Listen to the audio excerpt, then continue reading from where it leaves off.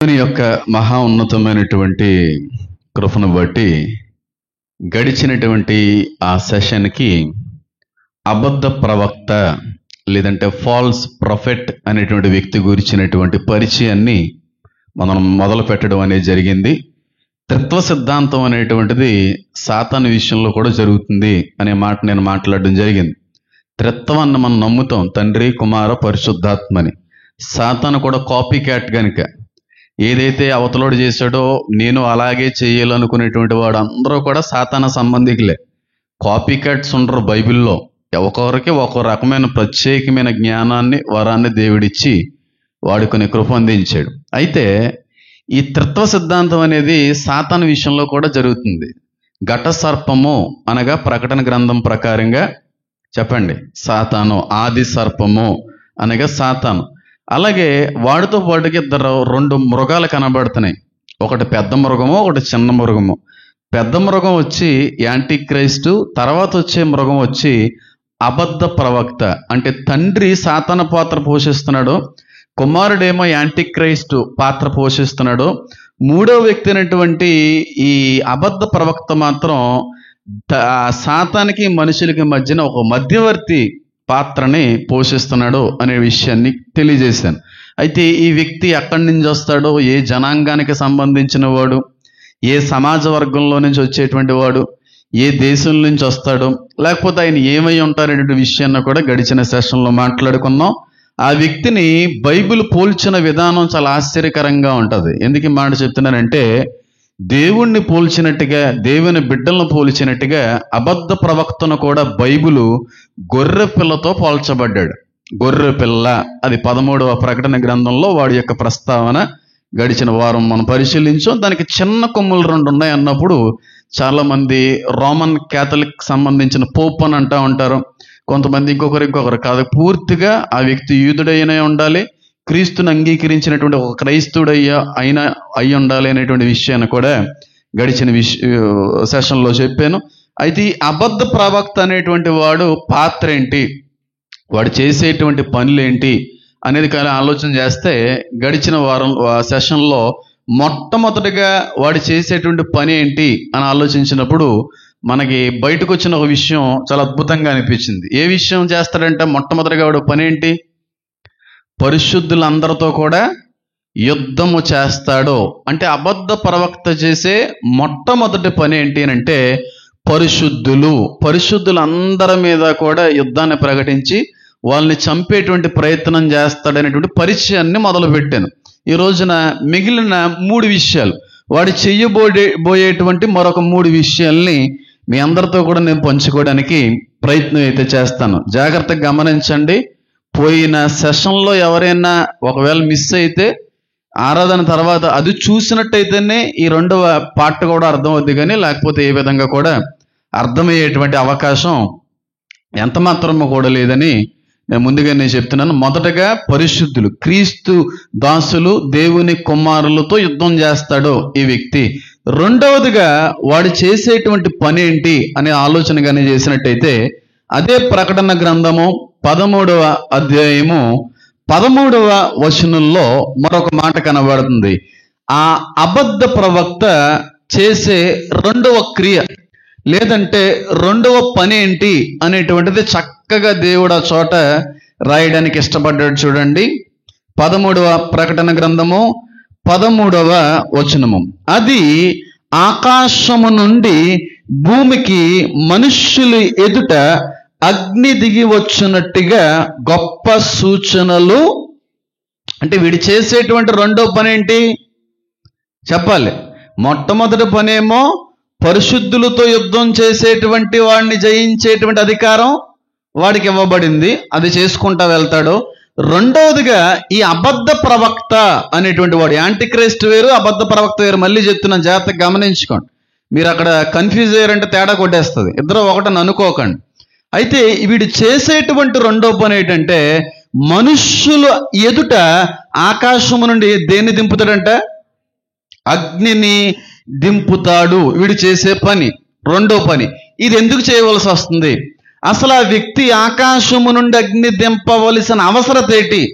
దానివల్ల వాడికి వచ్చే ప్రయోజనం ఏంటి అసలు ఎందుకు దింపుదు, అసలు దింపితే ఏం జరుగుతుంది అనేటువంటిది కొంతవరకు మాట్లాడి తర్వాత విషయంలోకి వెళ్ళిపోయే ప్రయత్నం చేస్తాను. మీరు బైబిల్లో పరిశీలించినట్టయితే, అంటే కొత్త నిబంధనలో కానీ మీరు ఆలోచన చేసినట్టయితే, యేసు క్రీస్తు ప్రభువు వారు కూడా చెయ్యని గొప్ప ఆశ్చర్యకార్యం అనే వ్యక్తి జరిగిస్తాడు. యేసు క్రీస్తు ప్రభు వారు ఎక్కడ కూడా ఆకాశం నుండి అగ్నిని దింపాడు ఎక్కడన్నానే? దింపినట్టు ఒక రెఫరెన్స్ ఎక్కడన్నా కోట్ చేయగలమా? చనిపోయిన వ్యక్తులనైనా బ్రతికించాడు, కానీ ఇలాగా ఆ ఎన్విరాన్మెంటల్లో గెలాక్సీల నుంచి ఏ విధమైన సూచనల్ని కూడా ఆయన చేయలేదు. ఎందుకు చేయలేదు అని అంటే దానికి ప్రత్యేకమైన అర్థం ఉంది. యేసుక్రీస్తు ప్రభువు వారి సైతం చెయ్యనటువంటి ఒక గొప్ప కార్యాన్ని అబద్ధ ప్రవక్త చేస్తాడు. ఏంటి ఆ కార్యం అంటే, ఆకాశము నుండి అగ్నిని దింపుతాడు. ఎవరెదుట? మనుష్యుల ఎదుట. ఎందుకు దింపవలసి వచ్చింది, దానివల్ల వాడికి వచ్చే ప్రయోజనం ఏంటి అనేది ఆలోచన చేస్తే, బైబిల్లో మూడు సందర్భాల్లో ఆకాశము నుండి అగ్ని దిగి వచ్చినట్టుగా, మనుషుల మూలంగా అగ్నిని ఆకాశం నుండి భూమికి రప్పించినటువంటి సందర్భాలు నాకు తెలుసు ఒక 3 ఉన్నాయి. 2 ఏలియా చేశాడు, 1 ఇద్దరు సాక్షులు చేశారు. అవునంటారా కాదంటారా? లేదంటే ఏంటది, సంస్థల నాన్నగారు అక్కడ పెట్టినటువంటి ఆ అర్పణ కూడా మరి అగ్ని, అది కాదు, ఆ దాని గురించి మాట్లాడలేదు. స్వయంగా ఒక మనిషి ఆకాశము నుండి అగ్నిని కావాలని ఉద్దేశపూర్వకంగా దింపినటువంటి ఏకైక వ్యక్తి పాత నిబంధనలో ఏలియా మాత్రమే. 2 సార్లు దింపాడు ఆ వ్యక్తి. దింపాడా దింపలేదా? కొత్త నిబంధన కాలంలో 2 సాక్షులు దింపుతారు. కొత్త నిబంధన కాలంలో ప్రకటన గ్రంథంలో 2 సాక్షులు కూడా అగ్నిని దింపుతారు, నీటిని రక్తంగా మార్చేస్తారు. వీళ్ళిద్దరే చేశారు. ఎందుకు చేయవలసి వచ్చింది ఆ 2 సాక్షుల గురించి కంటే కూడా, ఏలియా బయలు ప్రవక్తల దగ్గర అగ్నిని దింపాడా లేదా? కర్మేలు పర్వతం దగ్గర బయలు ప్రవక్తలందరినీ చంపేశాడు ఆ వ్యక్తి. అప్పుడు అగ్ని దింపాడు. ఎందుకు దింపాడు చెప్పండి? ఎందుకు దింపవలసి వచ్చిందో మీకు అర్థం అవుతే, అబద్ధ ప్రవక్త ఎందుకు దింపవలసి వస్తుందో మీకు అర్థం అవుద్ది. చెప్పండి. నిజమైన దేవుడు ఎవరో నిరూపించుకోవడానికి అక్కడ ఏలి ఆకాశము నుండి అగ్నిని దింపాడు. అవునా కదా? ఇది ఎక్కడ ఉంటుంది మనకి? ఎక్కడ? ఏ రాజులు? 3వ రాజుల గ్రంథమా? 2వ రాజులా, 1వ రాజులా? బాగా ఆలోచించండి. 2వ రాజుల గ్రంథంలో కూడా అగ్ని దింపుతాడు. నేనే దేవుని మనిషినైతే ఆకాశము నుండి అగ్ని వచ్చిన దహించును గాక అంటే వచ్చిన వాళ్ళందరూ కూడా కాలిపోతూ ఉంటారు. 2వ రాజులకి సంబంధించిన అధ్యాయం 2వ రాజులు 1వ అధ్యాయం 10వ వచనం అది. కానీ కర్మేలు పర్వతం దగ్గర 1వ రాజులు అనుకుంటున్నాను, నాకు తెలుసు 1వ రాజులు 18వ వచనంలో అధ్యాయంలో అది కనబడతా ఉంటుంది. అవునా కదా? ఒకసారి వీలైతే చదవండి. 1వ రాజులు 18వ అధ్యాయం ఒకసారి తీసి చదివే ప్రయత్నం చేయండి. అసలు అందులోకి వెళ్ళకూడదు, అందులోకి వెళ్తే లాంగ్ అయిపోద్ది. మీరు చదివేయండి, నేను అందులోకి వెళ్ళి ఎక్కువ చదివితే మళ్ళీ ఇబ్బంది పడాలి. చదవండి 1వ రాజుల గ్రంథంలో 18వ అధ్యాయంలో చదవండి.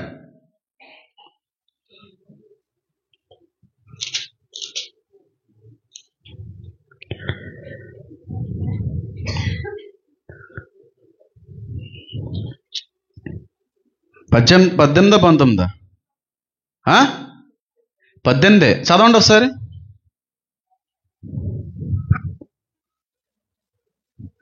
ఇరవై 24వ వచనం తర్వాత మీరు ఆ 10 అంతా అలాగే ఉంటుంది అనుకోండి. 21వ వచనం చూడండి. 18:21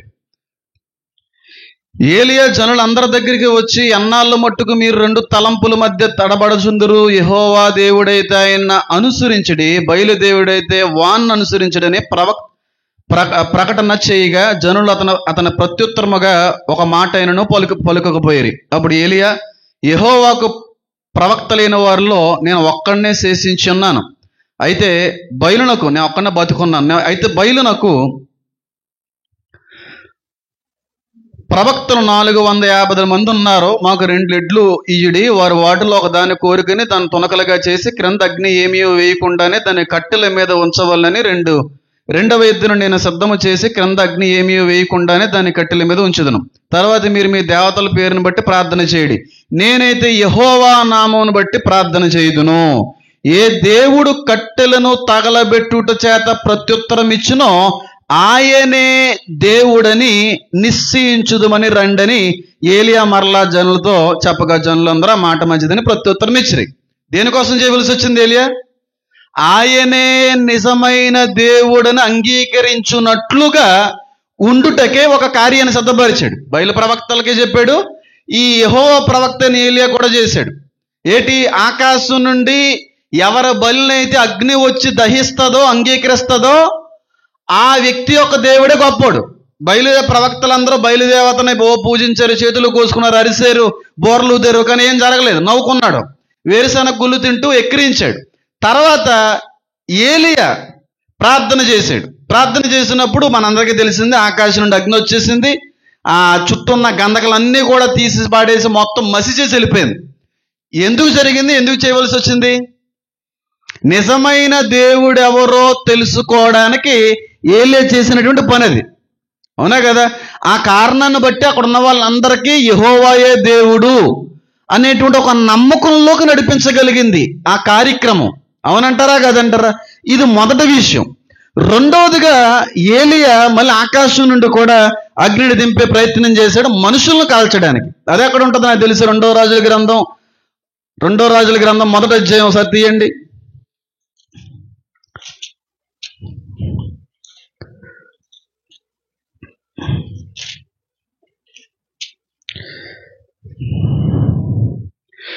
మొదటి అధ్యాయం 9వ వచనం చూడండి. వెంటనే రాజు 50 మందికి అధిపతిగా నొక్కనని వాని 50 మందితో కూడా ఏలియా వద్దకు పంపెను. అతను కొండ మీద కూర్చుని ఉండగా అధిపతి ఎక్కి అతని సమీపంగా పోయి, దైవజనుడా, నీవు దిగి రావాలని రాజు ఆజ్ఞాపించుచున్నాడనను. అందుకు ఏలియా, నేను దైవజనుడనైతే, నేనే దేవుని మనిషినైతే అగ్ని ఆకాశం నుండి దిగి వచ్చి నీ 50 మందిని దహించును గాక అని 50 మందికి అధిపతి అయిన వానితో చెప్పగా, అగ్ని ఆకాశం నుండి దిగి వాని 50 మందిని కూడా చెప్పాలి దహించెను. ఎప్పుడైతే ఏలియా నేనే దేవుని మనిషినైతే, నేనే దేవుని మూలంగా నియమింపబడిన వ్యక్తినైతే, నేనే దేవుని మూలంగా వచ్చిన నిజమైన ప్రవక్తనైతే, ఆకాశము నుండి అగ్ని వచ్చి నిన్నును నీ వారిని దహించును గాక అన్న వెంటనే ఏం జరిగింది చెప్పాలి? కాలిపోయారా లేదా? ఒకసారి అగ్నిని దింపాడు. ఎవరి దేవుడిని రుజువుపరచడానికి? యెహోవా దేవుడు అని రుజువుపరచడానికి మొదటిసారి అగ్నిని దింపాడు. రెండోసారి అగ్నిని దింపాడు. ఇదెందుకోసం చెప్పాలి? నిజంగా దేవుని మూలంగా వచ్చిన వ్యక్తిని అని లోకానికి అర్థమయ్యే విధంగా ఉండడానికి రెండోసారి దింపాడు. మొదటిసారి నిజమైన దేవుడు ఎవరో గ్రహించడానికి దింపాడు. రెండోసారి ఏలియా అనేవాడు దేవుని మూలంగా వచ్చిన వాడు అని రుజువుపరచడానికి దింపాడు. సేమ్ ఆ కారణాల కొరకు దింపుతాడు ఈ వ్యక్తి. సేమ్ అదే ఉద్దేశంతో దింపుతాడు ఈ వ్యక్తి. ఇంకా బాగా అర్థమయ్యాలంటే చెప్తాను చూడండి. దేవుడు ఒక్కడే. ఆ దేవుడు ఈ యాంటీక్రైస్టే. అంటే ఆడి యాంటీక్రైస్ట్ అండో అప్పుడు ఆ వ్యక్తికి ఉన్న పేరుతో పిలిచే ప్రయత్నం చేస్తాడు. ఎందుకు అని అంటే దానికి గల కారణాలు చాలా ఉన్నాయి అని చెప్పి ఆ వ్యక్తిని దేవుని చేయడానికి, ఆ వ్యక్తిని లోకంలో పాపులారిటీకి చేయడానికి, ఫేమస్ చేయడానికి ఆ వ్యక్తి ముందు, ఆ జనుల ముందు కూడా అగ్నిని దింపుతాడు. యాంటీక్రైస్ట్ దేవుడే నిజమైన దేవుడని. యాంటీక్రైస్ట్ దేవుడు ఏ దేవుడో మీకు తెలుసు, ఆయన పేరేంటో మీకు తెలుసు. ఎంతమందికి అర్థమవుతుంది? ఆయనే నిజమైన దేవుడు అని రుజువుపరచడానికి ఏలియా ప్రవక్త ఏ విధంగా అయితే అగ్నిని దింపాడో ఈ అబద్ధ ప్రవక్త కూడా అగ్నిని దింపుతాడు. ఎందుకు దింపుతాడంటే యాంటీక్రైస్ట్ని బ్రతికించాడు చూడండి ఒక దేవుడు, ఆ దేవుడు నిజమైన దేవుడు. అంటే ఆ వ్యక్తి అగ్నిని దింపేటువంటి సమయానికి ముందు ఆ దేవుణ్ణి ఉచ్చరించి ధ్యానించి దింపుతాడు. ఆ దేవుని పేరట దింపుతాడు. అప్పుడు చూసిన వాళ్ళందరూ ఏమనుకుంటారు? ఆయనే నిజమైన. ఇది మొదటి విషయం. రెండవదిగా ఎందుకు దింపుతాడు ఈ వ్యక్తి అగ్నినంటే, నిజంగా అబద్ధ ప్రవక్త అనేవాడు దేవుని మూలంగా వచ్చిన వాడిని అని నమ్మించడానికి దింపుతాడు. ఏలియా ఎందుకు దింపించాడు? నేనే దేవుని మనిషినైతే, దైవ సేవకుడినైతే అగ్ని దింగి రావాలి అంటే అక్కడ ఉన్న వాళ్ళందరికీ కూడా ఏమనిపిస్తుంది? ఈ నిజంగానే దేవుని మూలంగా పంపించబడిన వ్యక్తి. అందుకే దింపుతాడు రెండోసారి కూడా. అంటే మొదటగానేమో యాంటీ క్రైస్తు ఆరాధించే దేవుడు నిజమైన దేవుడు అని లోకం నమ్మించడానికి, రెండోది అబద్ధ ప్రవక్త ఆ దేవుడు మూలంగా వచ్చిన వాడు అని రుజువుపరచడానికి ఈ అగ్నిని దింపవలసి వస్తా ఉంది. ఎంతమందికి అర్థమైంది నేను చెప్పేది? సేమ్ ఏలియా చేసినట్టుగానే చేసుకొస్తాడు ఈ వ్యక్తి. ఏలియా ఏ రెండు కారణాలను బట్టి అగ్నిని దింపాడో ఈ వ్యక్తి కూడా ఆకాశము నుండి అగ్నిని దింపి అద్భుతమైన సూచనలు జరిగిస్తాడు. ఒకటి, యాంటీ క్రైస్తు బ్రతికించిన దేవుడు నిజమైన దేవుడు అని చెప్పడానికి. రెండోది, ఈ ప్రవక్త, ఈ అబద్ధ ప్రవక్త ఆ దేవుడి మూలంగా నిజమైన ప్రవక్త అని నమ్మించడానికి ఈ కార్యక్రమాన్ని జరిగిస్తాడు. ఒక మాట బాగా గుర్తుపెట్టుకోండి. నేను ఇది కూడా అంత లాంగ్ ఏం చెప్పక్కర్లేదు, చిన్న విషయం. ఇది చాలా బేగా అర్థమైపోయింది నాకు అది. కాబట్టి దాన్ని అంత ప్రొలాంగ్ చేయాలనుకోవట్లేదు. జాగ్రత్తగా గమనించండి. ఏ పాస్టర్ గారైనా ఏ రోగినైనా తీసుకుని వచ్చినప్పుడు ప్రార్థన చేశారు అనుకోండి, ప్రార్థన చేసిన వెంటనే కుంటోడు కాళ్ళు వచ్చేసినాయి అనుకోండి, ఆ పాస్టర్ గారిని క్రైస్తవ విశ్వాసులు ఏం చేసేస్తున్నారు? చేయట్లేదా? కుంటోడికి కాలు తెప్పించేస్తేనే పాస్టర్ గారు కాస్త ఏమైపోతున్నారు? దేవుడైపోతున్నారు. గర్భం లేని వారికి పాస్టర్ గారు ప్రార్థన చేసిన వెంటనే గర్భం వచ్చేసింది అనుకోండి, ఆ పాస్టర్ గారు ఏమైపోతున్నారు? అంటే లేని గర్భాలు వస్తాయి, లేదంటే కుంటోలు నడుస్తే ఆ వ్యక్తిని వెంటనే దేవుడిగా ఒక మంచి పీఠాన్ని ఇచ్చి మంచి స్థానాన్ని ఇచ్చి నిలబెడుతున్నారు. అలాంటి దానికే అంత అద్భుతమైన రీతిలో ప్రజలు స్పందిస్తే, ఏకంగా ఆకాశము నుండే అగ్నిని దింపేసాడు అనుకోండి, ఆ వ్యక్తిని ఎక్కడ కూర్చోబెడతారు? అర్థం చేసుకోండి, మీరు అర్థం చేసుకోండి. ఇంకా ఎంత ఫేమస్ చేస్తారో వ్యక్తిని, ఎంత పాపులారిటీ తీసుకుని వస్తారో వ్యక్తికి, దాన్ని బట్టి మీకు అర్థం అవ్వాలి. ఆకాశం నుండి అగ్నిని దింపడం అంటే చిన్న విషయమా? కనీసం ప్రార్థనతో దోమను కూడా మనం పట్టలేము. విశ్వాసంతో ఒక ఏగను కూడా బంధించలేం. మనం బంధించగలరు ఎవరన్నాని? యేసు నామంలో ఏగా పో అంటే పోతుంది. పోగొట్టిన దమ్ముంటే మీ మాటకు ఒక ఏగే లోపడదు, ఒక దోమే మాట ఉందో. ఆకాశంలో అగ్ని లోపడుతుందా? వింటారండి ఎవరన్నానే? దోమల ఏగల్ని ఆపగలిగిరా? సైతాన్ని శక్తుల్ని, ఆ దురాత్మల్ని తర్వాత ఆపేద్దాం, ఏసునామంలో పో దురాత్మ అంటుంటారు కొంతమంది. ఇక్కడ దోమలు ఆపలేడు. దోమలు ఎక్కడ కుడెత్తుంటాయి, సంపి తినేస్తున్నారా బాబు ఇక దోమలు అంటూ ఉంటారు. మళ్ళీ ఓ దోమనే ఆపలేవే, ఒక ఏకనే నువ్వు ఆపలేవే నీ ప్రార్థనతోని. అలాంటిది ఆకాశం నుండి అగ్ని దింపుతాడు, అంత అధికారం పొందుకున్న వ్యక్తి. కానీ దేవుడు ఏమంటాడు? పర్వతాన్ని ఇక్కడి నుంచి సముద్రంలో పడంటే పడిపోవాలి. అది దేవుడు నీకు ఇచ్చిన అధికారం, కానీ నువ్వు చేయలేవు. అది నీకు చేయగలిగే సామర్థ్యం ఇచ్చాడు దేవుడు, చేయగలిగే అధికారం ఇచ్చాడు దేవుడు. పాములను త్రేళ్లను త్రొక్కగలిగే శక్తి ఇచ్చాడు దేవుడు. పర్వతాలు స్థానాల్ని తప్పించగలిగే శక్తి ఇచ్చాడు దేవుడు. నీకుందా సామర్థ్యం, కానీ నీ వల్ల కావట్లేదంతే. నీ వల్ల కావట్లేదంతే. దీని గురించి ఎక్కువ మాట్లాడాలనుకోవట్లేదు నేను. జరగాలి అన్నామంటే జరిగి తీరాలి, ఆజ్ఞాపించామంటే జరిగి తీరాలి. ప్రకృతి మన మాటకు లోబడాలి, దురాత్మలు మన మాటకి తల వంచాలి. మనం ఆజ్ఞాపిస్తే ప్రపంచం అంతా కూడా నిలబడిపోవాలి. అంత శక్తి ఇచ్చాడు దేవుడు తన బిడ్డలకి. వాడు క్రైస్తుడంటే. అంతేగాని ఓ అరుపులు గిరుపులు కాదు క్రైస్తవ్యం అంటే. ఆజ్ఞాపించమంటే జరగాలంతే. మోషే ఆజ్ఞాపించినట్టు ఏమైంది? సముద్రంలో రోడ్డు పడిపోయింది. ఎన్ని రోజులు పట్టిందేటి చెప్పండి. ఏలీ ఎంతసేపు చేశాడు, ఎన్ని రోజులు చేశాడు అగ్ని దింపడానికి? ఏమో ఆలోచన చేయండి. యెహోషువ ఎన్ని పూజలు చేశాడు సూర్యచంద్రులను ఆపేయడానికి? ఆగిపో అంటే ఆగిపోవాలంతే, ఆ విశ్వాసం ఉండాలి. అలాంటి శక్తి, అలాంటి అభిషేకం ఉన్న వ్యక్తులు రుజువుపరుచుకోరు. టైం వస్తున్నా చూపించుకుంటారు. అది రుజువుపరుచుకొని నాకు ఎంత ఉంది, అంత ఉందా, అంత శక్తి ఉందా, అంత అభిషేకం ఉంది, ఇవన్నీ బిస్కెట్లు చేసే పనులు. టైం వస్తేనే చేస్తారు. అప్పటి వరకు దాన్ని దాచిపెడతారు, దాన్ని మరుగు చేస్తారు. ఎవరి ముందు హైలైట్ అవ్వడానికి వాటిని వినియోగించరు. నిజమైన దైవ అభిషేకం ఉంటే ఆ వ్యక్తి అడిగితే అడిగింది చేసే దేవుడే.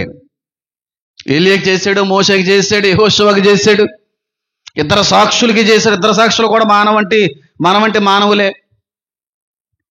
ఇస్తాడు దేవుడు.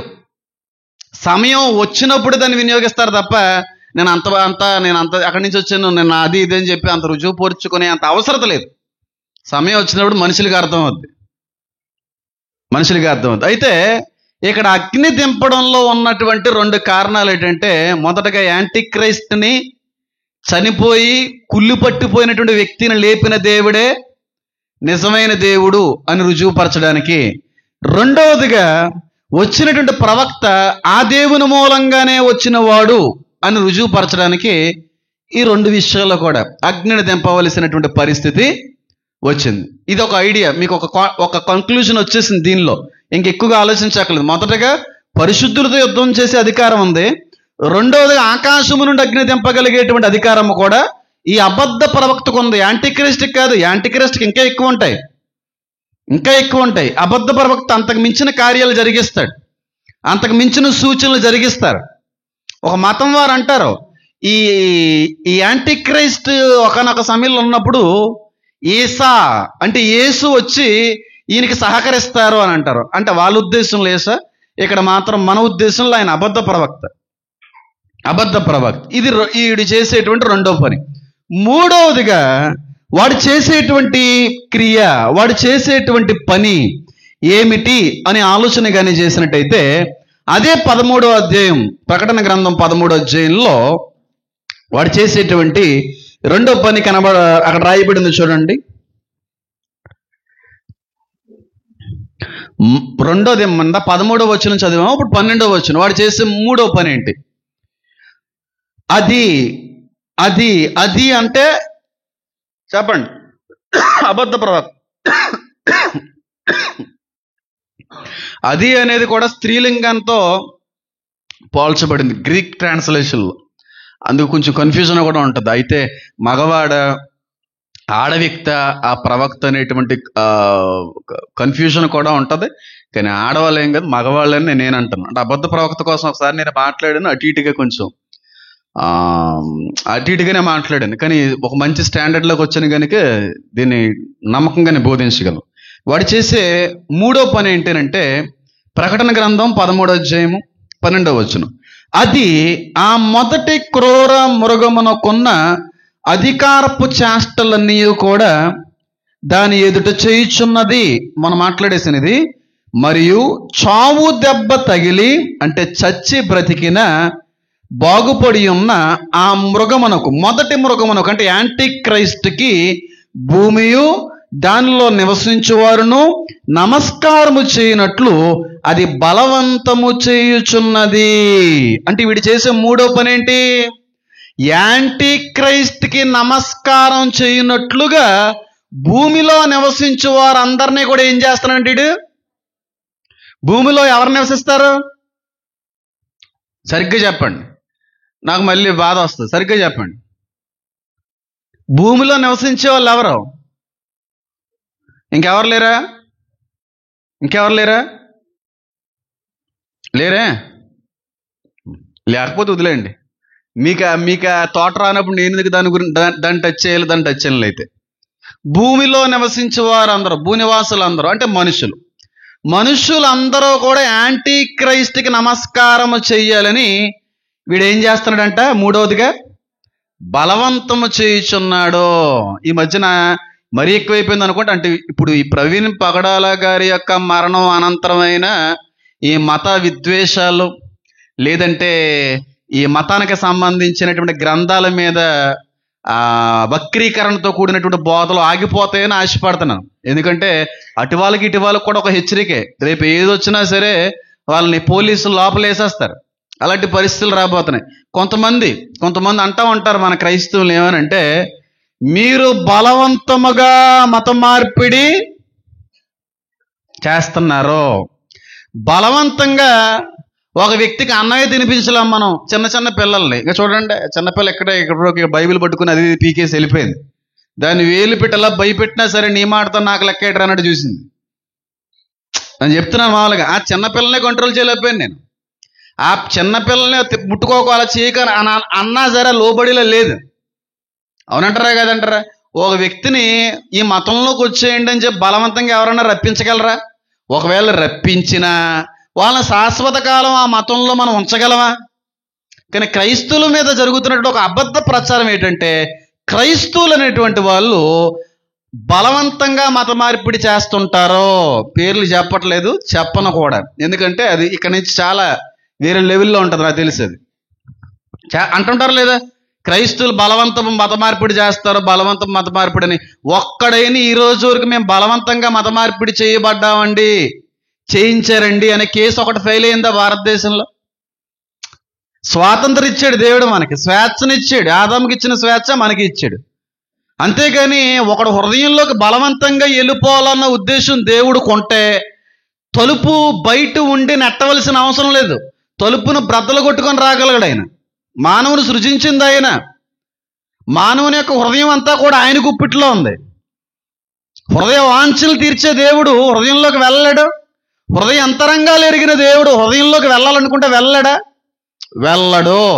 నువ్వు ఆయనకి ఆమోదం ఇస్తేనే, నువ్వు ఆయనకి రా అని స్వాగతం పలుకుతేనే, నీ అంతటి నీవు అంగీకరిస్తేనే దేవుడిని హృదయంలో రావడానికి ఇష్టపడతాడు తప్ప, హృదయంలోకి రాగలిగే అధికారం ఉన్నా సరే నువ్వు తలుపు తీస్తేనే వస్తున్నాడు. ప్రకటన తలుపు బయట ఉండి నేను తట్టుచున్నాను, ఎవరైనా నా స్వరం విని నా తలుపు తీసినాడలా వాని యొద్దకు నేను వచ్చి వానితో కలిసి నేను ఏం చేస్తాను?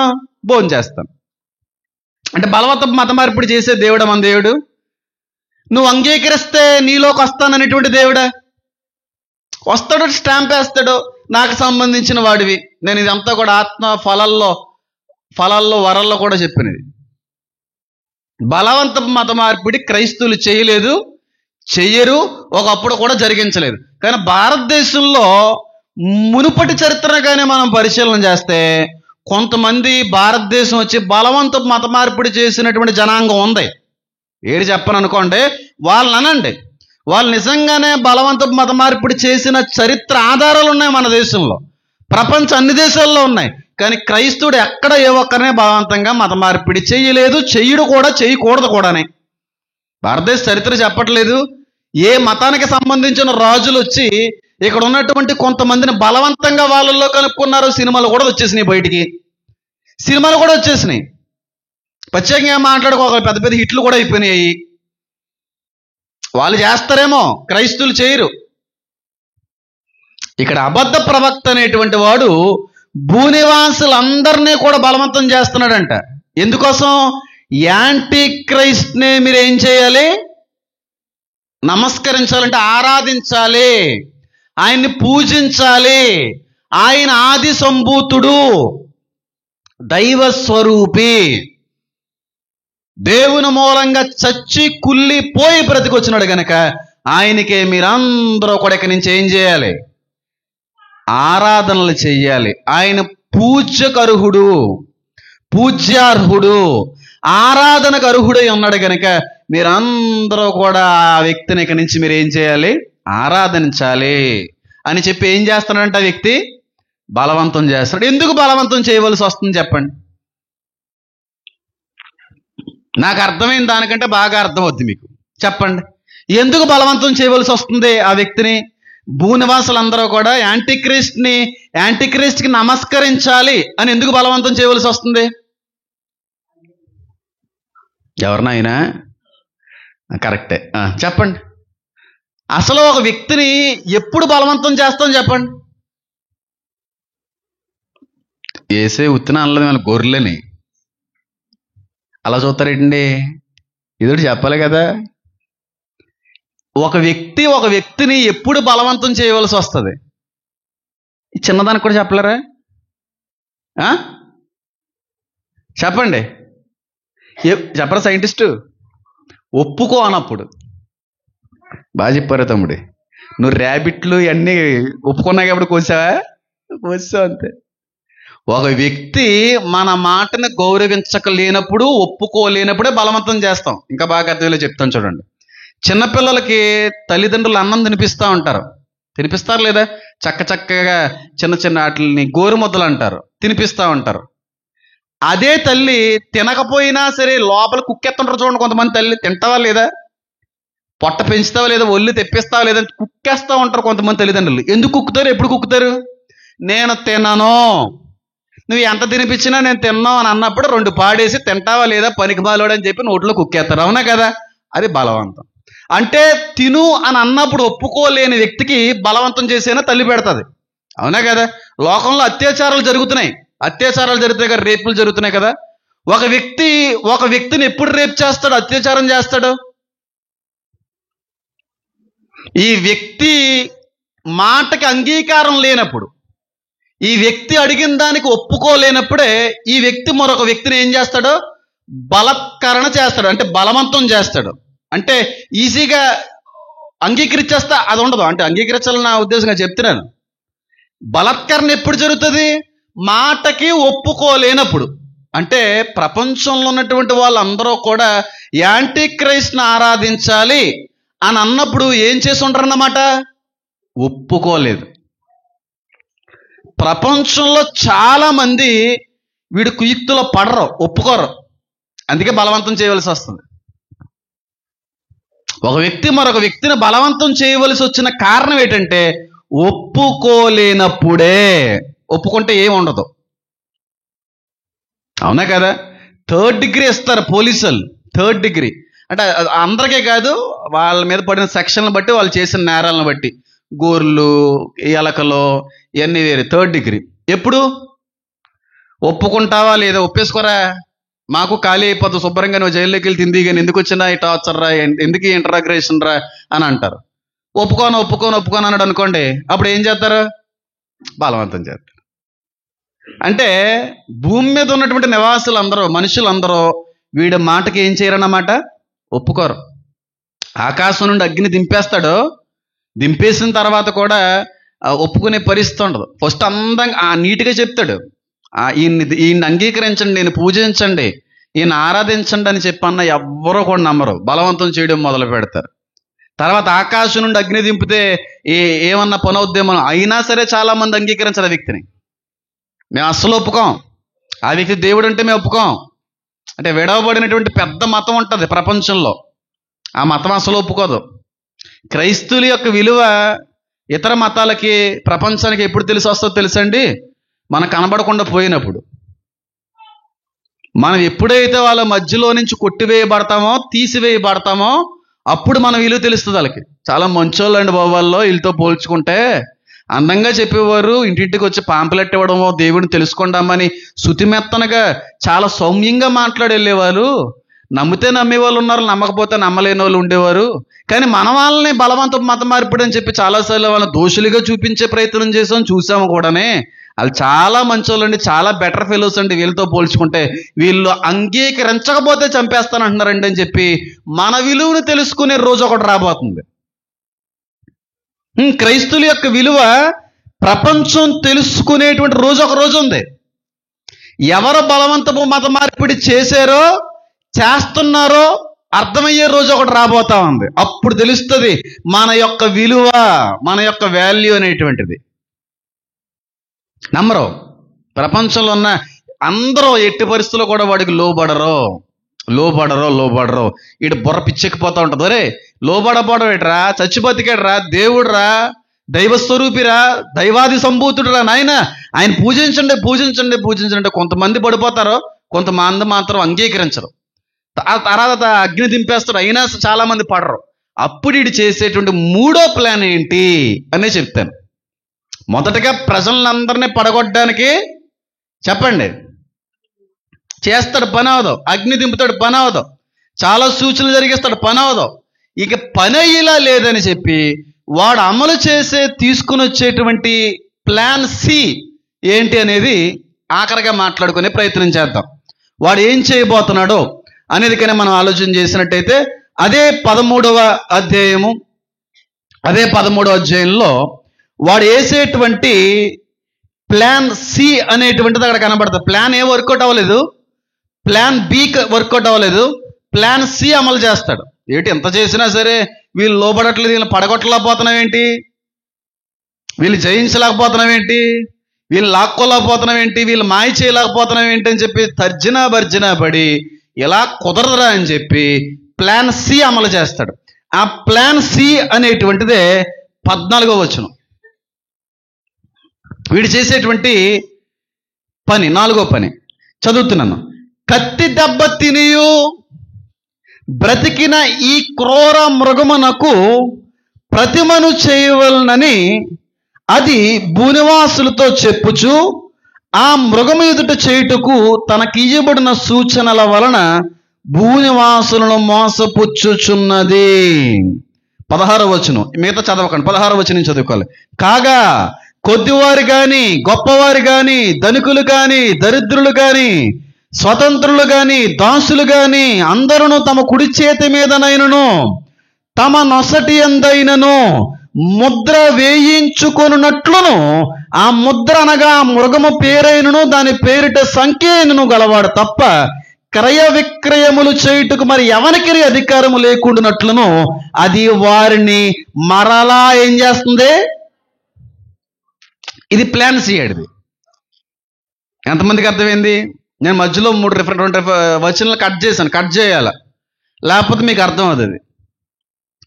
అందులోకి వెళ్తాను, తీసేయట్లేదు. తీసేద్దని దేవుడే చెప్పాడు కదా, కలపొద్దన్నాడు, తీయొద్దన్నాడు. తీసేస్తే మళ్ళీ ఇందులో ఉన్న రోగాలు నాకు వస్తాయి. నాకెందుకు వచ్చింది ఆ కర్మ? అంత నమ్మకం లేకుండా, అంత ధైర్యం లేకుండా, అంత కాన్ఫిడెన్స్ లేకుండా ప్రకటన గ్రంథాన్ని ముట్టుకునే ధైర్యం, అధికారం దేవుడు ఇస్తే తప్ప ముట్టుకోలేవు. అది తేడా కొడుతుంది. ఇష్టం వచ్చినట్టుగా బోధించిన, ఇష్టం వచ్చినట్టుగా మాట్లాడిన, ఇష్టం వచ్చినట్టు దాన్ని అర్థం చేసుకున్నా చాలా తేడా కొడుతుంది. ఎందుకంటే ముందుగా దేవుడు హెచ్చరించేశాడు ఆఖరి అధ్యాయంలో, జాగ్రత్తగా ఉండండి, తీయకండి, కలపకండి అని చెప్పి. వీడు చేసేటువంటి 4వ స్ట్రాటజీ ఏంటంటే, యాంటీక్రిస్ట్ అందరినీ పూజించమంటారు, ఎవరు పూజించరు. బలవంతం చేసిన ఎవరు ఒప్పుకోరు. ఆకాశం నుంచి అగ్ని దింపేస్తాడు, అయినా ఎవరో కూడా నమ్మే పరిస్థితి ఉండదు. ఏటో పని అవ్వట్లేదు ఏంటని అనుకుంటాడు. ఏటో లాస్ట్ అండ్ ఫైనల్గా వీడు అమలు చేసేటువంటి లాస్ట్ కుయుక్తి ఏంటంటే 14వ వచనం. కత్తి దెబ్బతినియు బ్రతికిన క్రూర మృగమును ప్రతిమను చేయవలనని అది భూనివాసులతో చెప్పుచు మృగమెదుట చేయుటకు తనకి ఇయ్యబడిన సూచన వలన భూనివాసులు మోసపుచ్చుచున్నది. ఇక్కడ పడిపోతారు మనుషులందరూ. ఫస్ట్ 2 చోట్ల పడరు, ఇక్కడ పడతారు. ఇక్కడ బలవంతం చేయలేదు, ఏం చేసింది? మోసం చేసింది. బలవంతం చేస్తే ఎవడో పడ్డావు, మోసం చేస్తే ఈజీగా పడిపోతారు ఎవడైనా. ఎంతమందికి అర్థమైందో? మోసగలిగే పడతారు, మంచులకు పడరు కొంతమంది, అవునా కదా?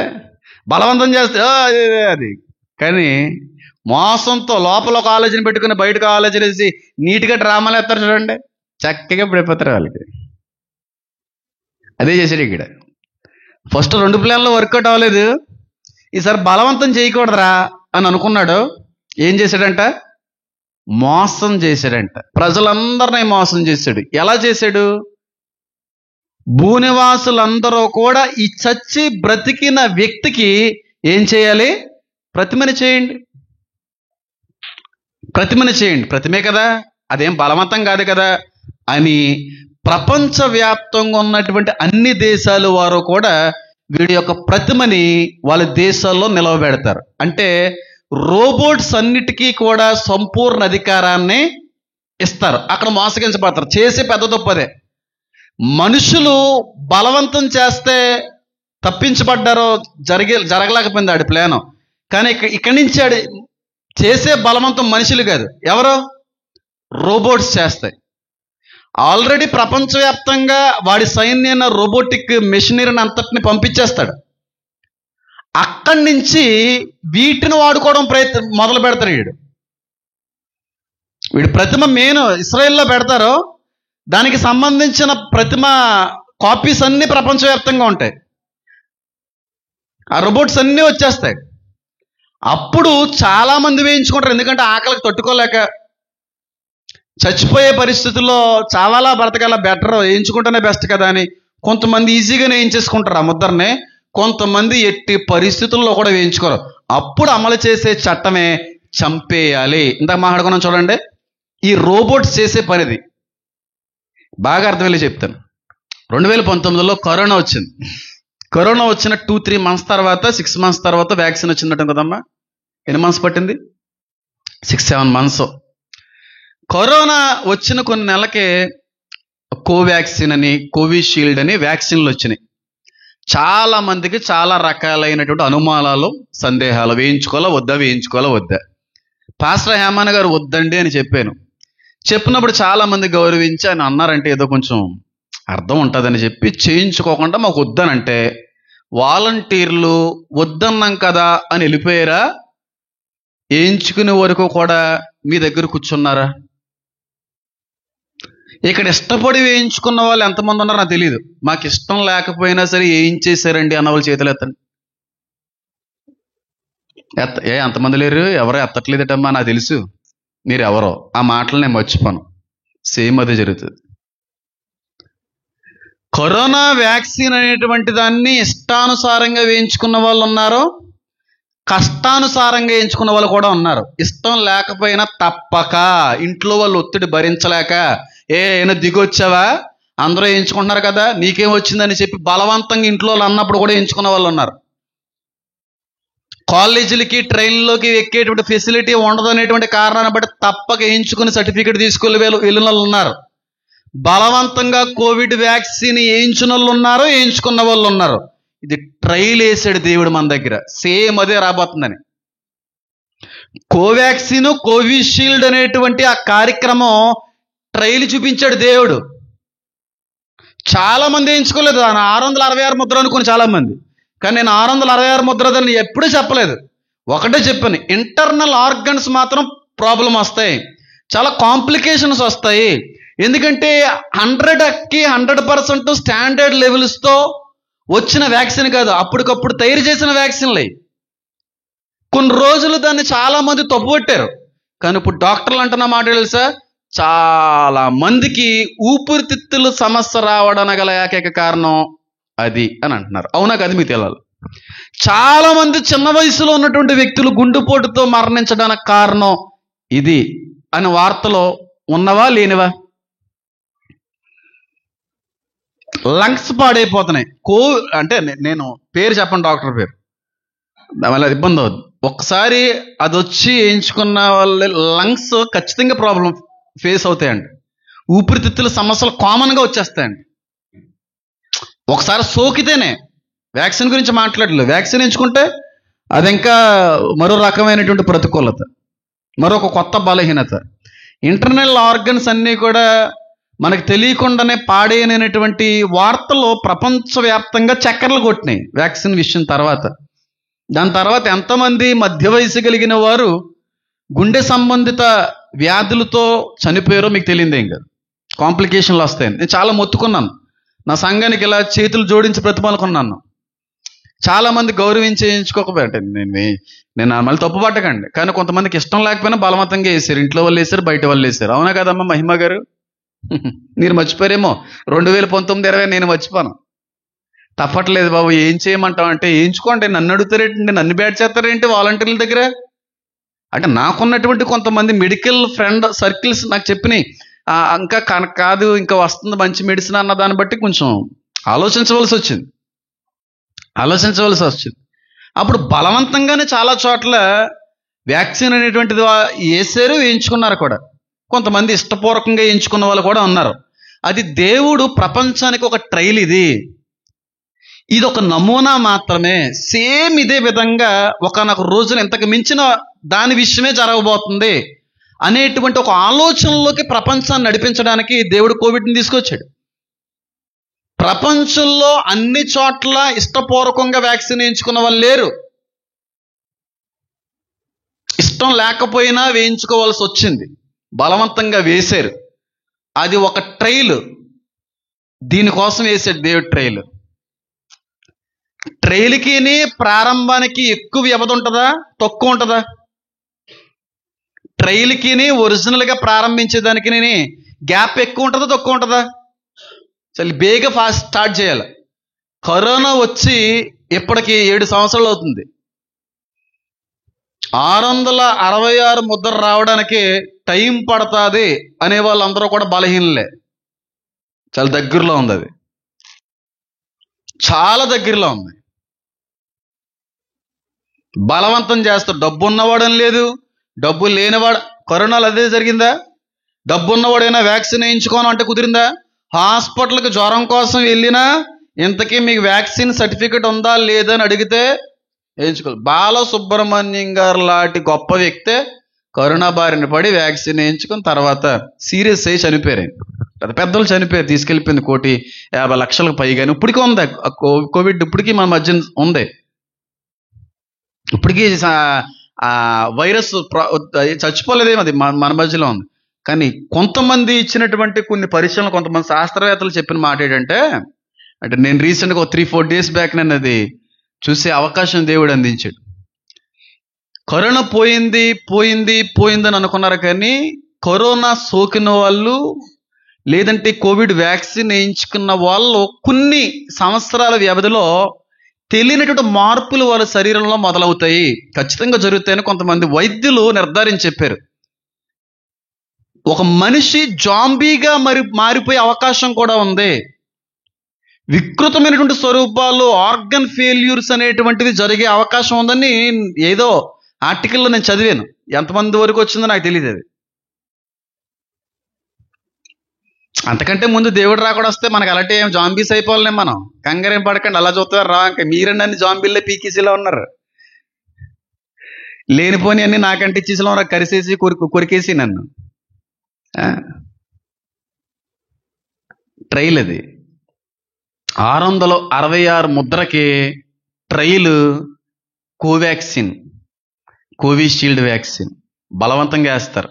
ఎలాంటి వారికి వేస్తావారనేది 16 నుంచి కనబడుతుంది చూడండి. ఆ మృగము యొక్క ప్రతిమకు ప్రాణం ఇచ్చుటకై దానికి అధికారం ఇవ్వబడును కాగా, కొద్దివారు కానీ గొప్పవారు కానీ ధనికులు కానీ దరిద్రులు కానీ, చిన్న దేశం అని పెద్ద దేశం ఏమీ లేదు, పాపులేషన్లో చిన్న అయినా పెద్దని ఎవరైనా ప్రపంచవ్యాప్తంగా అమలు అయ్యేటువంటి కొత్త నియమం, కొత్త లా అది. కొద్దివారు కానీ గొప్పవారు కానీ ధనికులు కానీ దరిద్రులు కానీ, డబ్బున్న వాళ్ళన్నా డబ్బు లేకపోయినా, స్వతంత్రులు కానీ దాసులు కానీ, అందరూ తమ కుడి చేతి మీదనైనను తమ నొసటి అందైనను ముద్ర వేయించుకొనున్నట్లును, ఆ ముద్ర అనగా మృగము పేరైనను దాని పేరిట సంఖ్యను గలవాడు తప్ప క్రయ విక్రయములు కొనడానికి కానీ అమ్మడానికి కానీ ఎవరికి అధికారం లేకుండానట్లును అది వారిని బలవంతంగా. లాస్ట్ అండ్ ఫైనల్లో ఆ స్ట్రాటజీకి మాత్రం చాలా మంది పడిపోతారు. పాస్టర్ గారండి, అందరూ 666 ముద్ర వేయించుకుంటారు ఆ రోజుల్లో. అందరూ వేయించుకోరు. మీకు అలా తెలుసు? బలవంతం చేస్తుంది కదా. వేయించుకోం, చచ్చానో చచ్చిపోతాం, కానీ మేము మాత్రం వేయించుకోమని చెప్పి చచ్చిపోతారు చూడండి.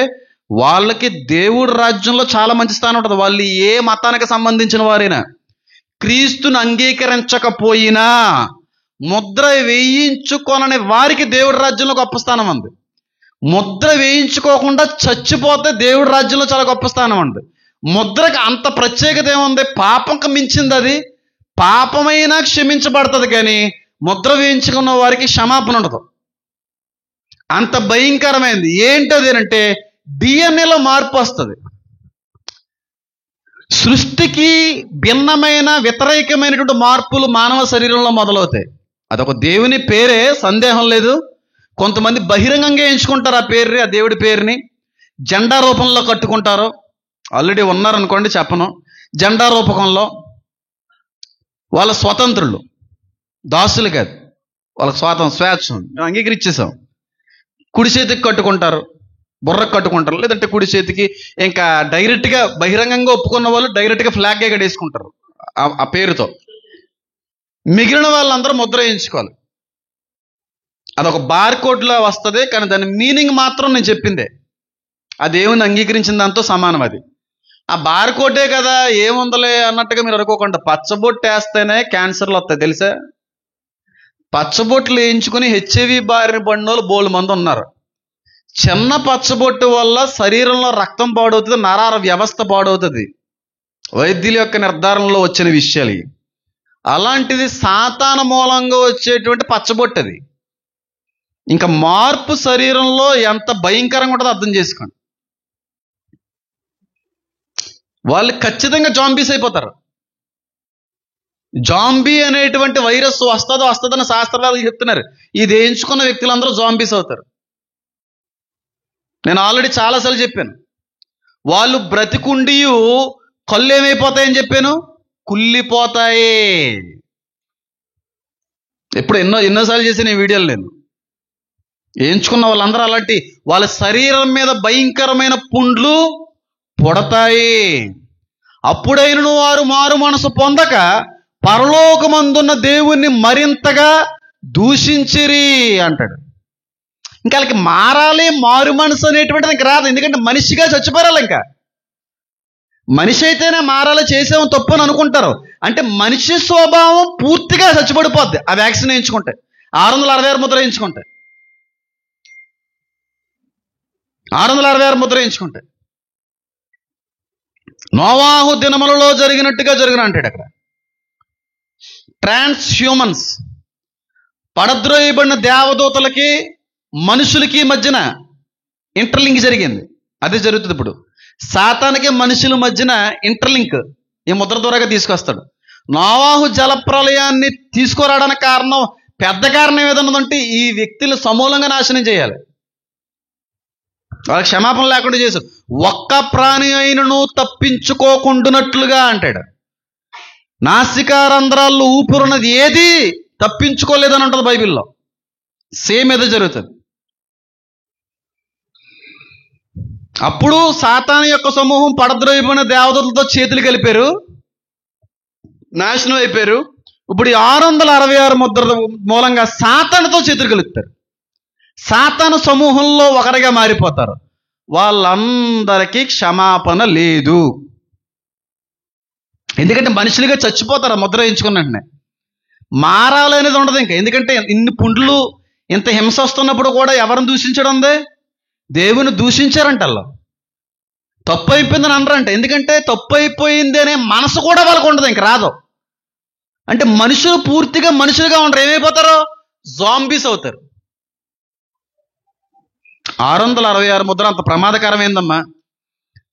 దీని అర్థం ఏంటని ఒక వీడియో చేశాను, కానీ దీని గురించి కానీ ప్రత్యేకంగా కులంకుశంగా పరిశీలన చేస్తే 5-6 సబ్జెక్టులు మాట్లాడుకోవచ్చు 666 కోసం. అంత వివరణ ఉంది దానిలో.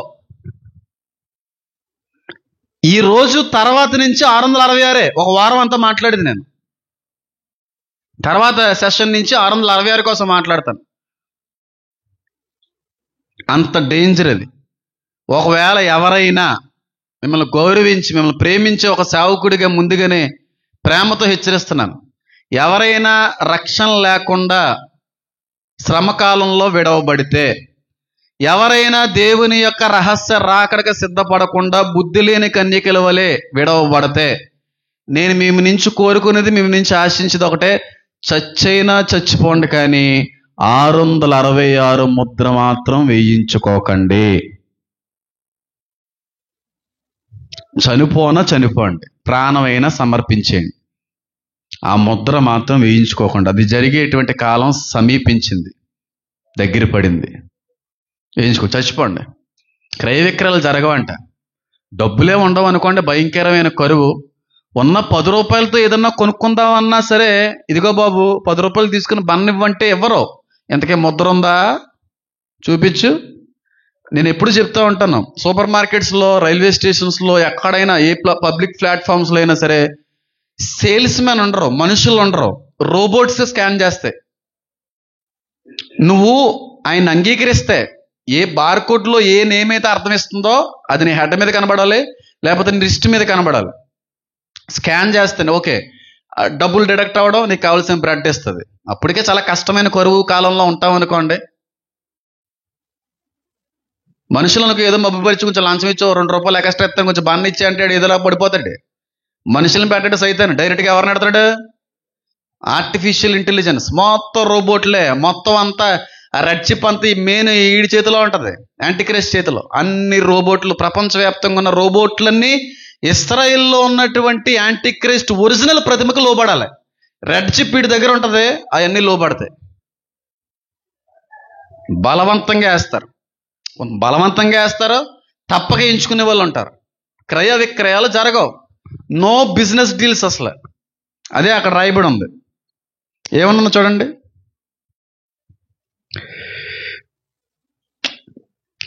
ఆ మృగము పేరైనను దాని పేరిట సంఖ్యైనను గలవాడు తప్ప క్రయ విక్రయాలు చేయుటకు మరి ఎవ్వనికి కూడా అధికారము లేకుండునట్లు. ఇంకెవ్వడో కూడా బిజినెస్ ముందు రోజుల్లో నేను చెప్పాను కదా, బిజినెస్ అనేది ఉండదు. ఇప్పుడే లేదనుకోండి బిజినెస్, ఇప్పుడే వ్యాపారాలు అనేవి లేవు. కొంచెం ఎవరన్నా కొంచెం బాగున్న వాళ్ళు ఎవరంటే కొంచెం చిన్న చిన్న ఉద్యోగాలు అవి కూడా ఉండమని చెప్పాను. బిజినెస్సే పడిపోయింది, ఉద్యోగాలు పడిపోతాయి. అగ్రికల్చర్ అనేది కొంతకాలం ఉంటుంది, తర్వాత అది పడిపోతుంది. పూర్తిగా రోబోట్స్ తన ఆధీనంలో పెట్టి, నేను ఏది మాట్లాడినా వాక్యానుసారంగా మాట్లాడతానండి, వాక్యంలో లేనిది మాట్లాడను. బిజినెస్సే పడిపోతుంది. బిజినెస్ రోబోట్స్ చేస్తానుంది బైబిల్లో, లేదా నేను చెప్తున్నానా? చూడండి అక్కడ ఏమనుందో. ఆ మృగము పేరైనను దాని పేరిట సంఖ్యని గలవాడు తప్ప క్రయ విక్రములు చేయుటకు మరి ఎవ్వనికి పర్మిషన్ లేదు.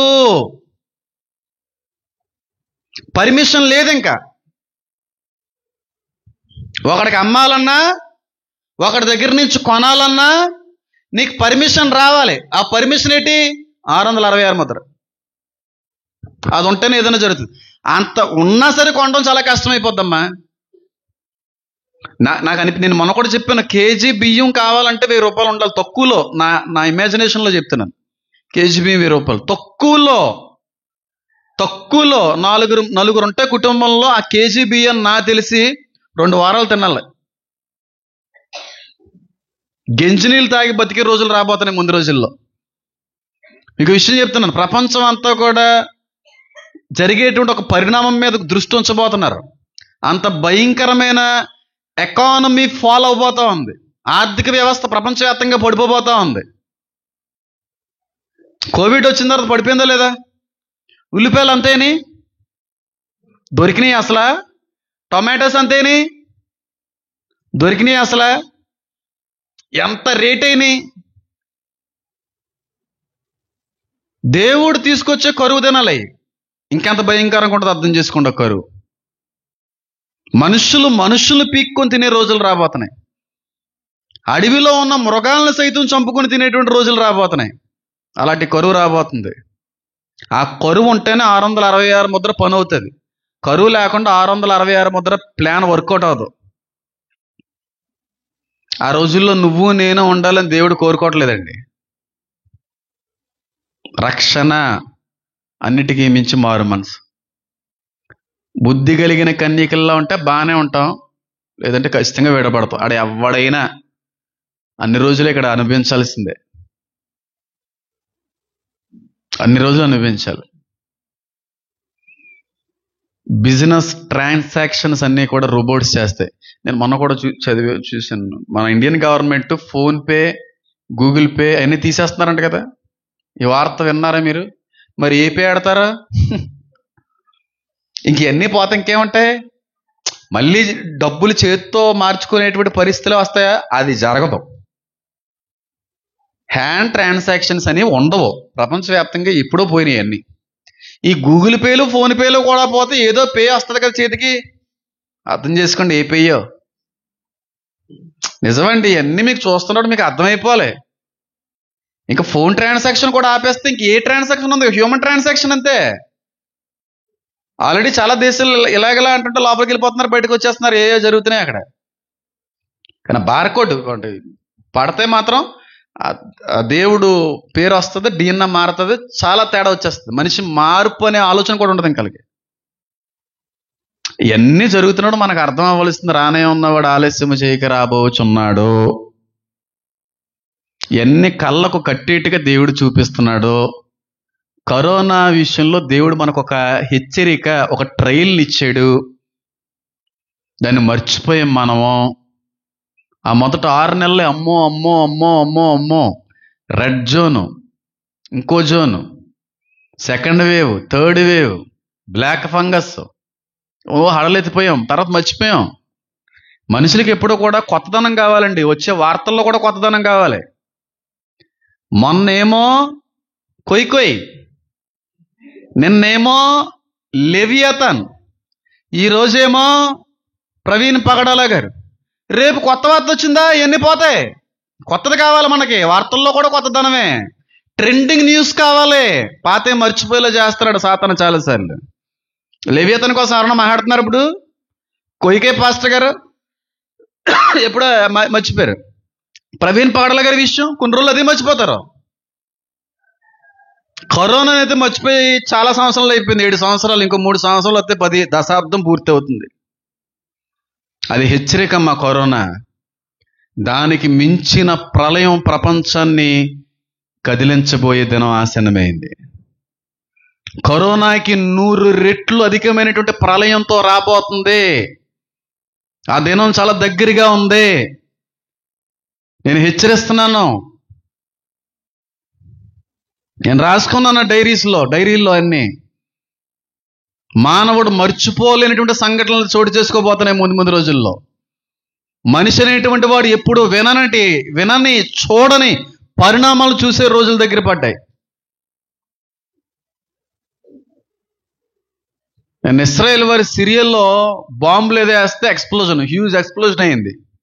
20 అంతస్తులు ఎత్తుకి మనుషుల శరీరాలు ఎగిరిపడ్డాయి కింద. ఒక బాంబు విస్ఫోటనం కలిగించినటువంటి నష్టం ఎంత విపరీతంగా ఉన్నా, బాంబు పేల్చిన చోట మనుషులున్నారు చూడండి. 20 అంతస్తులు ఎత్తు గాల్లోకి ఎగిరిపడ్డారు బాంబులు పేలుడికి. దానికి సంబంధించిన కక్ష, పగ, ప్రతీకారం తీర్చుకోరు ఇస్రాయేల్ మీద? తీర్చుకోరా? మళ్ళీ వాళ్ళు ఖచ్చితంగా తీర్చుకుంటారు. దగ్గర పడిపోయింది ఈ యుద్ధ దేశం మీదకి దేశం వెళ్ళేటువంటి యుద్ధ వార్తలు మీరు వింటారా అన్నాడా లేదా బైబిల్లో? అవన్నీ కూడా పురుటి నిప్పులు అన్నాడా లేదా? అవన్నీ జరగట్లేదు ఇప్పుడు జరగట్లేదా? ఇరాన్కి అమెరికాకి యుద్ధం జరిగే వాతావరణం లేదు. అమెరికాకి సంబంధించిన నౌకాదళాలను పేల్చలేదు. పేల్చేసే ట్రంప్ ఆగుతున్నాడు. న్యూక్లియర్ డీల్ ఒప్పుకుంటావా లేదా? లేదంటే కొడతాను, నువ్వు కొట్టితే మేము తిరగబడతాం అన్నారు వాళ్ళు. ఇవన్నీ యుద్ధ వార్తలే. ఇవన్నీ లేని కాదు, క్రీస్తు చెప్పిని. భూకంపాలు వస్తాయన్నాడు, జరగట్లేదా? థైలాండ్లో భూకంపం ఎలా వచ్చింది? 7.4, 7.7 మ్యాగ్నిట్యూడ్. 10 వస్తే వేరే లెవెల్లో ఉంటుంది అనుకోండి. ఆ శ్రమకాలంలో వచ్చేటువంటి భూకంపాలు భూ పునాదులు వేయబడిన దగ్గర నుంచి ఎప్పుడు రాలేదంట అలాంటి భూకంపం అంట. ఒకసారి 7,000 మంది చచ్చిపోతారు. మన థైలాండ్లో వచ్చిన భూకంపానికి ఎంతమంది చచ్చిపోయారు? 2,000 3,000. అప్పుడు వచ్చే భూకంపం ఏ లెవెల్లో ఉంటుంది? భూకంపాలు జరగట్లేదా? సునామీ హెచ్చరికలు లేవా? ఆస్ట్రేలియాకి సునామీ హెచ్చరిక లేదా? అమెరికాకి సునామీ రాబోతుంది అనేటువంటి హెచ్చరిక లేదా? భారతదేశానికి సునామీ హెచ్చరిక లేదా? 2 వారాల నుంచి మొత్తుకోవట్లేదా? సునామీ వచ్చే ముందు ఆ ఓవర్ ఫిష్ కావచ్చు, ఈ చేపలన్నీ ఒకప్పుడు వచ్చినాయా లేదా బయటికి? మళ్ళీ వచ్చినాయి బయటికి. ప్రపంచంలో భయంకరమైన విపత్తులు జరగబోతున్నాయి ముందు రోజుల్లో. ఎవరు ఊహించరు. ఎన్ని కొత్తగా జరిగేవి లేనివి కాదు. యేసు క్రీస్తు ప్రభువు వచ్చే ముందు సమయంలో ఇవన్నీ మీరు చూస్తారని చెప్పెళ్ళాడు ఆయన. అవన్నీ జరుగుతున్నాయి. ఎంతకంటే పెద్ద ఆధారం, సాక్షి ఏం కావాలి? దేశాల మీదకి దేశాలు యుద్ధాలకు వెళ్తే యుద్ధ సమాచారాలు వింటారు. భూకంపాలు వస్తాయి. ఆకాశంలో చాలా ప్రత్యేకమైనటువంటి సూచనలు చూస్తారు మీరు. ఒకేసారి 7 ప్లానెట్లు లైన్గా మొన్న వచ్చింది. మళ్ళీ మొన్న ఏదో వచ్చింది, అది ఎక్లిప్స్ వచ్చింది కదా. మూన్ అంతా రెడ్డిష్ అయిపోయింది 2:30కి 3. అన్ని సూచనలు కదా.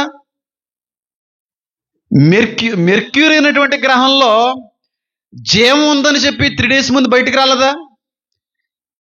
మెర్క్యూరీ, జూపిటర్ అండి. అక్కడ ఏదో జీవి ఉనికి ఉందంట. మనుషులు కానివా జీవి ఏదో అక్కడ బతుకుతుందని చెప్పి శాస్త్రవేత్తలు చెప్పి 3 days బ్యాక్. వారం రోజుల క్రితం నాసా శాస్త్రవేత్తలు నరకాన్ని కొనుక్కున్నారు, నరకపు ద్వారాన్ని కొనుక్కున్నారు. చదవలేదా? చూడలేదా? బైబిల్ నిజము అని నెమ్మదిగా అందరికీ అర్థమయ్యేలా చేస్తున్నాడు దేవుడు. నరకపు ద్వారమును కొనుక్కున్న శాస్త్రవేత్తలను ఎంత వైరల్ అయిపోయింది అది. ఈ ప్రవీణ్ పాడల గారి ఇష్యూకి ముందు ఇవన్నీ ఆకాశంలో జరిగే సూచనలు కదా. లైటింగ్స్ అన్ని విపరీతమైన లైటింగ్స్, మునుపు ఎన్నడూ లేనంత లైటింగ్ వస్తుంది ఆ మధ్యలో. ఎప్పుడు చూడనటువంటి వాళ్ళు కూడా మేము చూసామని చెప్పి బహిరంగంగా ఒప్పుకుంటున్నారే. అవి న్యూస్ల్లోకి ఎందుకు రానవట్లేదు? మనుషుల్లో తెలియని భయాన్ని కలిగిస్తారని చెప్పి వాటిని ఆపేస్తున్నారా? ఆపేయట్లేదా? ఆ న్యూస్లన్నింటినీ ఆపట్లేదు. ఆపేసిన వాటి గురించి నేను స్పందించకూడదు కాబట్టి నేను పబ్లిక్లో చెప్పలేకపోతున్నాను. కొన్ని బోల్డ్ అంత ఇన్ఫర్మేషన్ ఉంది, ఎప్పుడు చెప్పాలి అన్నట్టుగా నా పరిస్థితి. దేవుడు రాకడ సమీపించింది. దేవుడు భూమి మీద అడుగు పెట్టేటువంటి సమయం ఆసన్నమైంది. భూమి దహించిపోయేటువంటి దినాలు దగ్గరలోనే ఉన్నాయి. మిక్కిలి వేండ్రమైనవి వేడితో అగ్నితో భూమి దహించిపోవును, కాలిపోతుంది. ఇంక భూమి ఉండదంట. నూతన భూమి నూతన ఆకాశము రాబోతుంది. పాతవి గతించే, పాత భూమి కొట్టివేయబడింది, సముద్రం ఇక కనబడలేదు, ఆకాశం ఒక ఇస్తర ఆకు వలె ఎగిరిపోయింది అంటాడు.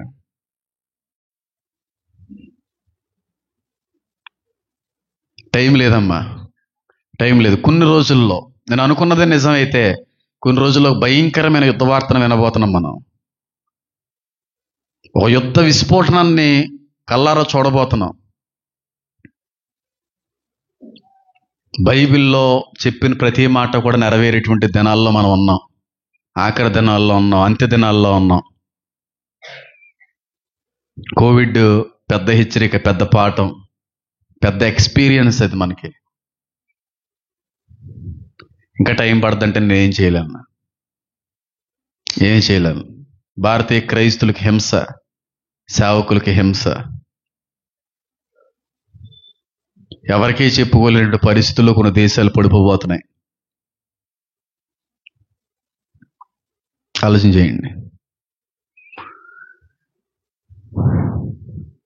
నీకు ఇష్టం ఉన్నా లేకపోయినా, నీ దగ్గర డబ్బు ఉందని చెప్పి లంచంతో కూడా ఏం చేయలేం, రోబోట్స్ని కొనలేం, ఆర్టిఫిషియల్ ఇంటెలిజెన్స్ని మోసం చేయలేం.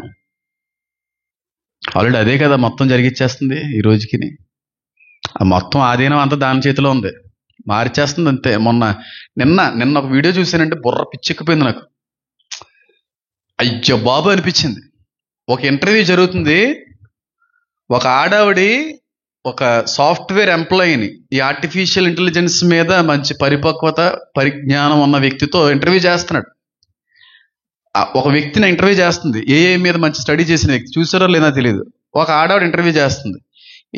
ఎంత ప్రమాదకరమో ఆయన చెబుతూ ఆ అమ్మాయి ఫోటో తీశాడు. జస్ట్ ఆయన ఫోన్ నుంచి ఫోటో తీశాడు, అంతకుమించి ఏం తెలీదు. ఒక 40 నిమిషాలు నాకు టైం ఇవ్వండి అని ఏదో అన్నాడు. అదంతా మనం చూపించలేదు. తర్వాత ఆ అమ్మాయి ఫోటో తీసిన ఫోన్ చూడండి. ఆ ఫోన్లో ఆ అమ్మాయి సేమ్ వాయిస్తో, సేమ్ ముఖంతో, మనిషే అదే అమ్మాయి ఒకరిని నేను పలానా అర్జెంట్గా డబ్బులు నా అకౌంట్కి వేయండి అని మాట్లాడుతున్నట్టు చేసేసాడు ఏతో. ఆ అమ్మాయి షాక్ అయిపోయింది. నా ఫోటోయే కదా తీశారు, నా వాయిస్ కూడా కాపీ కొట్టేసింది ఏంటిది? నా ఫిగర్నే కాదు, నా అపియరెన్స్నే కాదు, నా వాయిస్ కాపీ కొట్టేసి నేనే నాది కాదు, ఫోటో మనిషి మాట్లాడుతున్న వీడియోలోకి మార్చేసింది. నిజం చెప్తున్నాను, ముందు రోజుల్లో చాలా భయంకరమైన నేరాలు జరుగుతాయి. పోలీసులు సైతం కనుగోలేనంత భయంకరమైన నేరాలు జరుగుతాయి. నేరస్తులు మార్చేస్తారు, ఫేసులనే మార్చేస్తారు. నిజం చెప్తున్నాను, ఆశ్చర్యపడక్కర్లేదు. ఎవరినో రేప్ చేసాడు, కానీ రేప్ చేసింది ఏ పాస్టర్ని వస్తుంది, ఏ సల్మాన్ ఖాన్ వస్తుంది, లేకపోతే ఏ మినిస్టర్ గారు. అలా వస్తాయి వీడియోస్, అలా తయారు చేస్తారు. పోలీసులు సైతం వాటిని పట్టుకోలేరు. పరిస్థితులు వేరేగా ఉంటాయి. దాన్ని ఆపలేం. మనిషి అన్నవాడు దాన్ని ఆపలేడు. ఇంకా దానికి అనవసరంగా ఊపిరి పోసారు మనుషులు. అనవసరంగా ఆర్టిఫిషియల్ ఇంటెలిజెన్స్కి ముప్పురేశారు. దాన్ని చంపలేరు, దాన్ని నాశనం చేయలేరు. మీరు ఏం విత్తావో దాని కోయక తప్పదు. దాన్ని నాశనం చేసేవాడు యేసు మాత్రమే. అప్పటి వరకు అనుభవించాలి ఆ శ్రమని. కొత్త కొత్త సాఫ్ట్వేర్స్ మొత్తం ఫోన్ డేటా అంతా లాగేస్తుంది. మనకు తెలియకుండా మన కెమెరా మనల్ని రికార్డ్ చేసేస్తూ ఉంటుంది. ఇవన్నీ ముందు ముందు రోజుల్లో జరిగాయి. మనకి తెలియకుండా మన కెమెరా మనల్ని రికార్డ్ చేస్తుంటుంది. మన వాయిస్ అనేది కాపీ చేస్తూ ఉంటుంది, మన డేటా అనేది కాపీ చేస్తూ ఉంటుంది. చూడండి కావలిస్తే ఆండ్రాయిడ్ అయితే మరింత ఎక్కువగా దానికి పడిపోయే అవకాశం.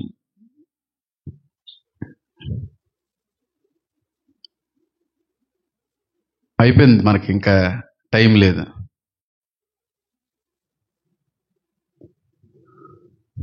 మనం ఉన్నది ఏ యుగంలోనా లేకపోతే వేరే యుగంలోనా? ఏ యుగంలోనే ఉన్నాం. ఇంతకు మించింది ఏమి రాదు. ఆల్రెడీ కార్లు ఆకాశంలో ఎగిరేస్తున్నాయి కదా. డ్రైవర్ లేకుండా కార్లు నడిచేస్తున్నాయి కదా. ఇంకెంతకంటే ఏం కావాలి? అయిపోయిందమ్మా, ఇంకేం లేదమ్మా. నేను ఒకటే కోరుకుంటుంటాను, ప్రభు వీలైతే మీకు ఇష్టమైతే అవి ఏమీ చూడకుండా తీసేసుకొని అయినా బాబు, ఏమీ చూడకూడదు. మనకంటే మునుపటి చనిపోయిన వాళ్ళు ధన్యులు అని అంటాను నేను. మన పూర్వీకులు ధన్యులు. నేను మొన్న ఇంటర్వ్యూలో కూడా అదే చెప్పాను. అన్నా, కొన్ని రోజుల్లో తర్వాత జనరేషన్లో పిల్లల్ని అనవసరంగా కన్నావేమో అని భయం వేస్తుంది. తర్వాత వచ్చేటువంటి ఆ తరం మరింత భయంకరమైన పాపంలో బతుకుతుంది, భయంకరమైనటువంటి శ్రమంలో బతుకుతుంది అని ఇంటర్వ్యూతో మాట్లాడడం జరిగింది. అలాంటి రోజులు రాబోతున్నాయి. నార్మల్ డేస్ రావు, ఇంకా కామ్ డేస్ ఉండవు. ఇలాగే కొనసాగుతాం. మనకంటే ముందుగా చనిపోయిన వాళ్ళు చాలా ధన్యులు. అవి ఏమీ చూడకుండా పోయేరాళ్ళు. మన తాతయ్య గారు, అమ్మమ్మ గారు కరోనా చూడకుండా పోయేరాళ్ళు, ధన్యులు. ఆ బాధని ఎంత బాధ ఉంటుందో మనకు తెలిసేది. ఇవేమీ చూడకుండా నేను వెళ్ళాలంటే ఖచ్చితమైన రక్షణ ఉండాలి. రక్షణ లేదా నువ్వు ఒంటరి అయిపోతావు. నువ్వు ఒంటరి ఖచ్చితంగా అయిపోతావు చెప్తున్నాను. కళ్ళు మూసుకోండి, ప్రార్థన చేసుకుందాం.